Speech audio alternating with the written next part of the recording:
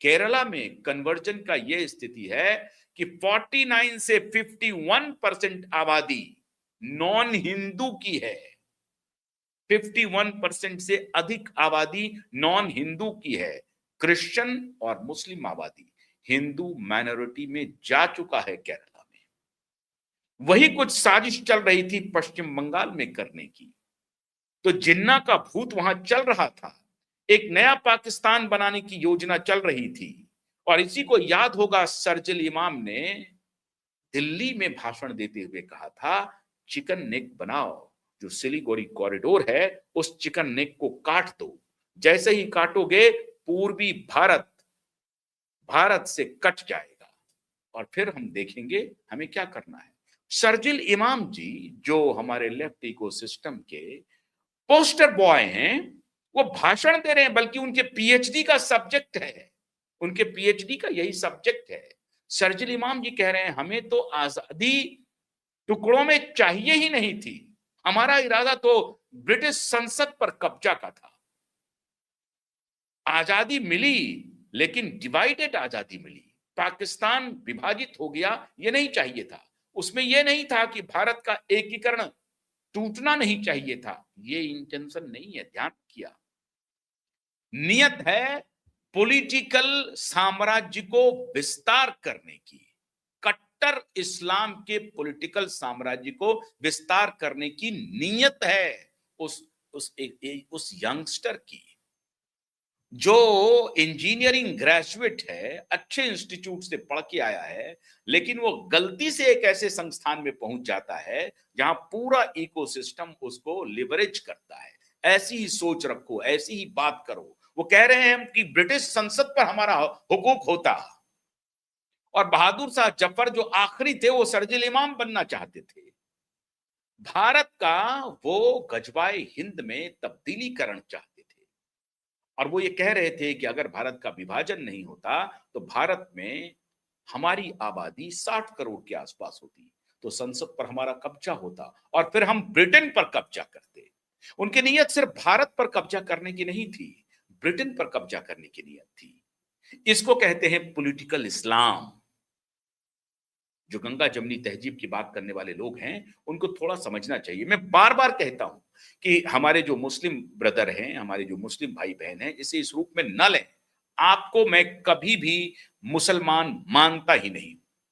आप में से अधिकतर 98% के करीबन आप हमारे अपने खून हैं, सनातनी खून हैं। आप थोड़ा सा पीछे जाएंगे तो आपको अपने पूर्वजों के बारे में जानकारी मिलेगी, और ये अब दम ठोक करके, आई टू आई कांटेक्ट करके आपसे बात करनी ही पड़ेगी।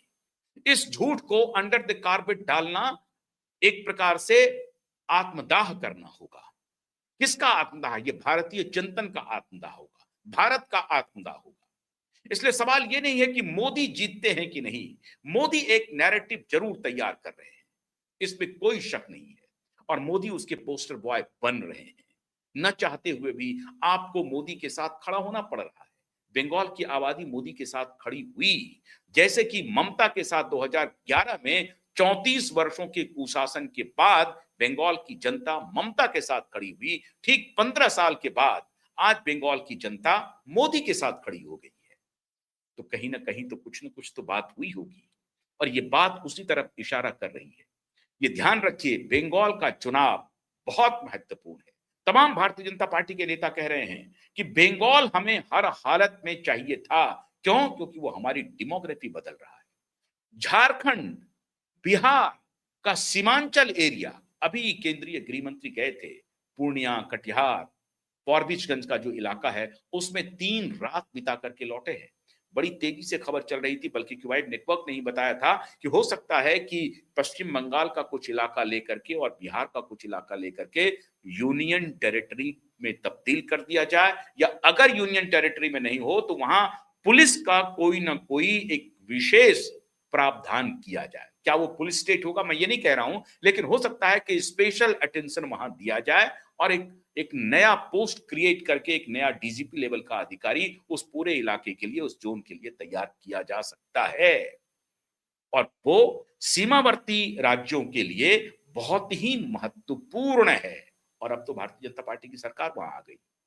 तो आप निश्चित मान के चलिए कि वो पूर्णिया, कटिहार, फारबिसगंज और पश्चिम बंगाल के कुछ जिला लेकर के, जिसमें हो सकता है कि ये जो मालदा डिस्ट्रिक्ट वगैरह है या सिलीगुड़ी है, उस सबको मिला करके कोई एक यूनियन टेरिटरी हो सकता है, बल्कि सिलीगुड़ी ही हो सकता है और उसकी राजधानी हो सकता है कि सिलीगुड़ी हो जाए। तो एक स्टेट भी बन सकता है या यूनियन टेरिटरी भी बन सकता है।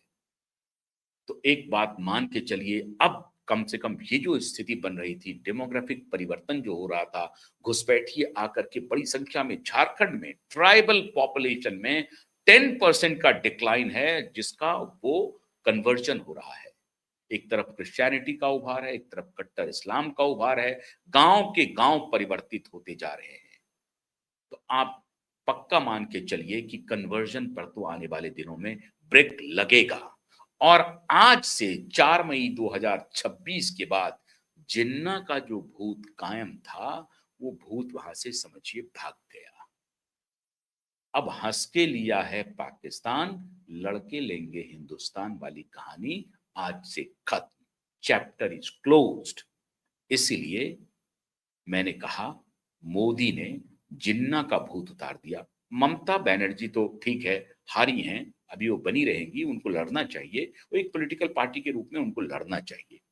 लेकिन जो असली भूत है, जो इस सब के पीछे, पर्दे के पीछे जो बड़ा षड्यंत्र चल रहा था, उस पर निश्चित रूप से अंकुश लगेगा। आईएसआई, सीआईए, MI6 इस सब की योजना 4 मई के बाद नाकाम हो जाएगी। बहुत बहुत शुक्रिया। नमस्कार।